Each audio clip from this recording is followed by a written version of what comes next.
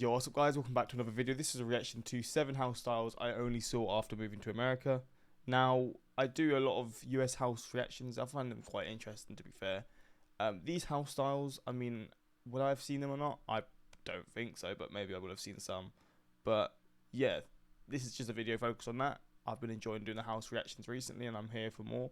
And it's Lost in the Pond as well, so it should be fun reacting to him. But yeah, let's jump into this reaction and see some of these house styles. I assume are only in the US, or you just predominantly find in the US. But yeah, let's jump into this and see.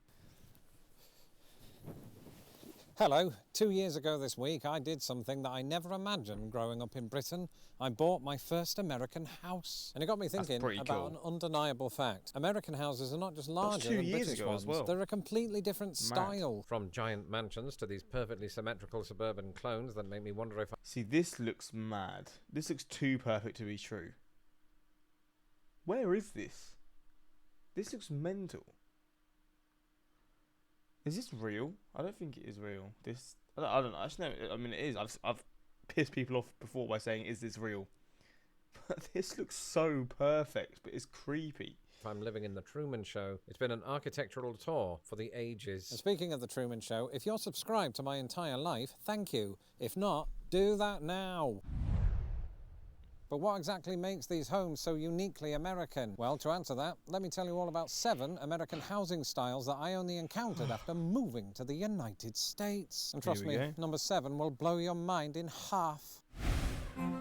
Dutch Colonial. The first one is as American as the word cookie, in that it began life in the Netherlands. The Dutch Colonial House, a throwback to Dutch settlement in America. This looks like a barn.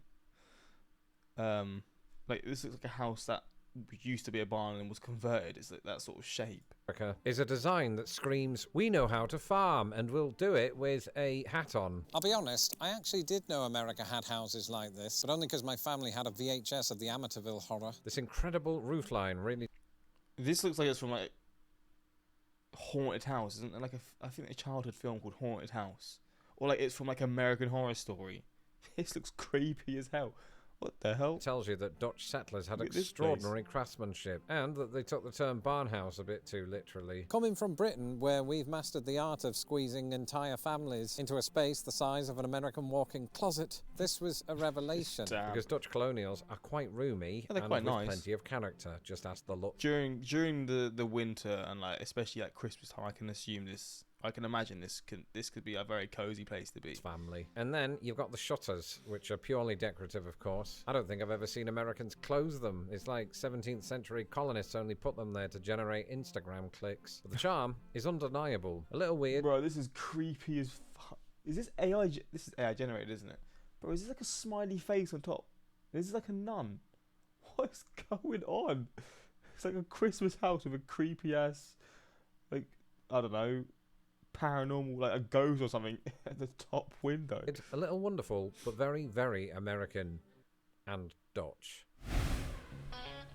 Ranch Since style. moving here, I've come to find that the word ranch is to Americans what the word fit is to British people. A word with many meanings. It can mean a ranch inhabited by farm animals and George Lucas. It can mean a specific type of salad dressing, or it can mean a very horizontal style of house. Ranch-style homes seem designed for people who quite small.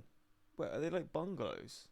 This looks like it's one floor. Yeah, heights, or perhaps just really value having their bed and fridge on the same floor, which is fair enough, actually. In Britain, the idea of a one-storey house screams bungalow, which are predominantly inhabited by the over 65s. And so it is with the American ranch style, as evidenced by the fact that Mandela effect caused me to think that my late grandfather-in-law lived in one. According to my wife, it was actually a double-wide trailer, but I digress. And they're absolutely everywhere. I mean, every time I drive through a neighbourhood filled with them, I can't help but imagine a world where architects were paid by the square foot. Now, as we speak, many of you are probably typing, but Lawrence, you were only able to afford your house because your online business was so successful. Oh, stop it. You're just being accurate. But don't think... Relationship management app. Get that money, baby. Accounting, sales, and inventory management. For people like me who are motivated for description to get started.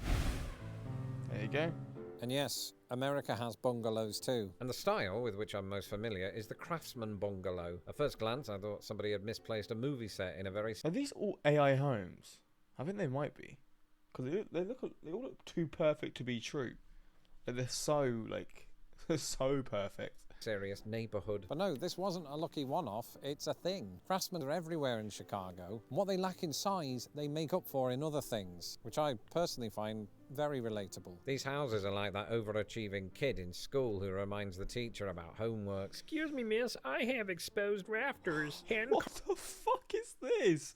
Bro, this is some nightmare material, bro. What the Carved fuck? brackets, and a porch that the European mind cannot possibly comprehend. Apparently, the craftsman movement was all about rebelling against the Industrial Revolution, a return to handcrafted quality and away from low-quality mass production. Ironic, then, that every house feels like it could moonlight as a national park gift shop. But my own European mind always returns to those porches. I haven't confirmed this, but I've heard that if you own a craftsman, you're legally required to have a rocking chair, an iced tea, and an opinion about whose lawn needs mowing. Anyway, Suburban Right. Sue lives in one. Suburban Sue.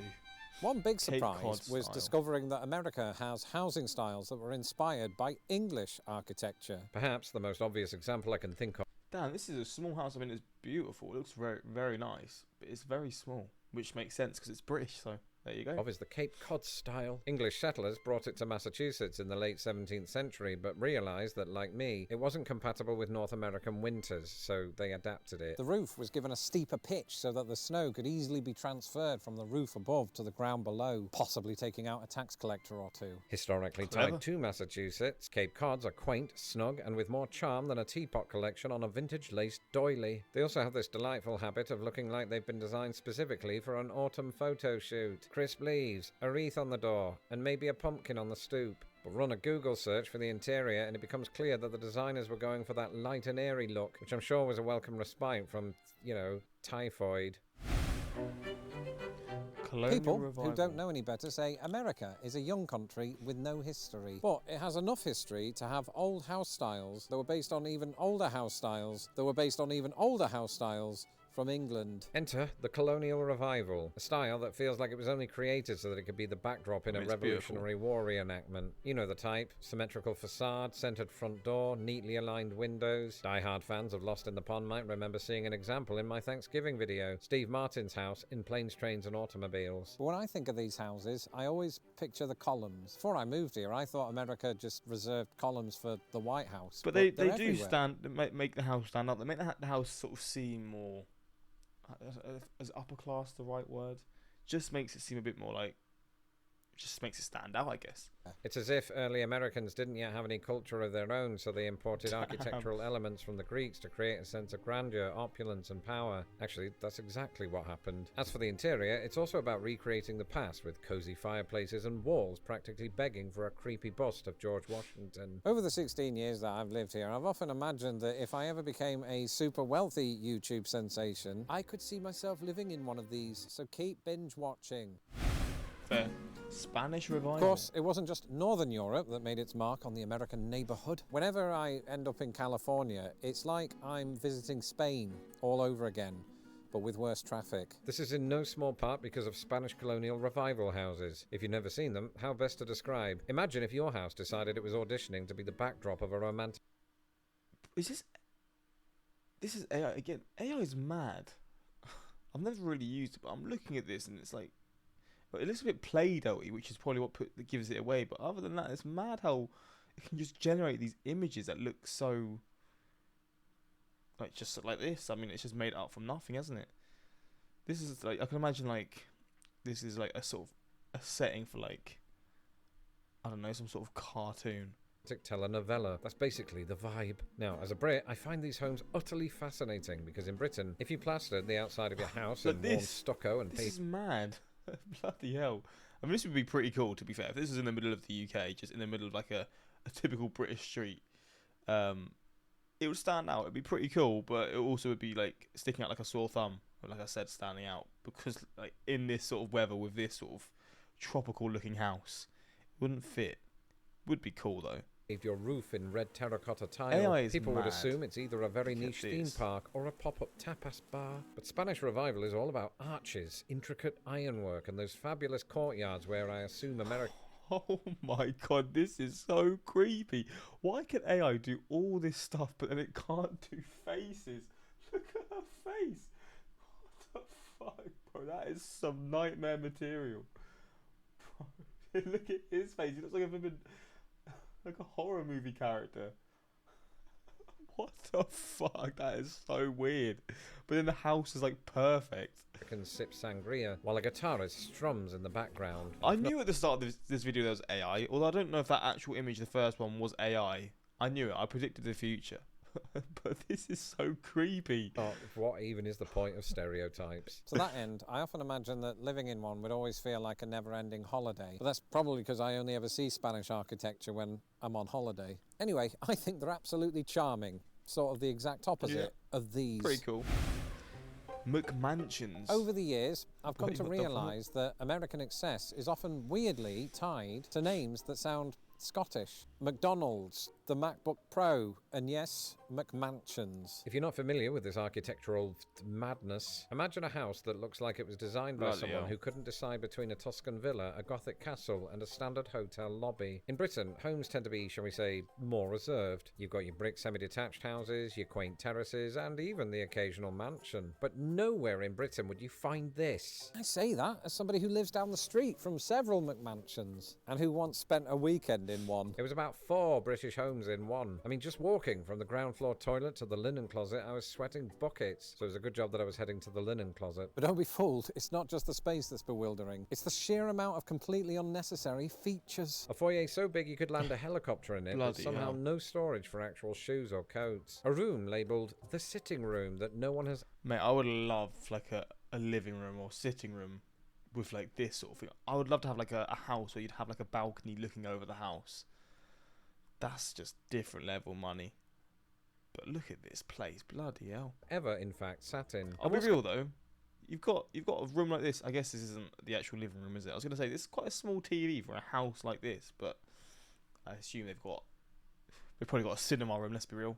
Who am I to judge? Going on with the windows. Some McMansions have windows that are purely decorative. Literal glass rectangles leading nowhere, like the architectural equivalent of false promises. And Google, what kind of decade could possibly have thrown up these gaudy, over-the-top love letters to American excess? The 80s. Surprise, surprise. So there you have it. 7 Damn. uniquely American. Well, there we go. Pretty cool. I mean, the AI images did creep me out a little bit. I mean, some of them were cool, but I wanted to see the actual homes, you know. But hey, you got to test out different things to see what works and what doesn't. Have to say, I prefer the stock footage to the AI images. The AI pictures of ranch houses don't show ranch houses. I think all the AI generated art really cheap in the video. Oh, people aren't a fan. The AI art is nightmare fuel. Bro, the AI faces creep me out. But like, you got to try different things. He's probably done that to test out, see if people like it. They don't like it. I guess that's the end of that. Unless AI images get better, I don't know. But yeah, hopefully you guys enjoyed this reaction. And until next time, like, subscribe, and peace.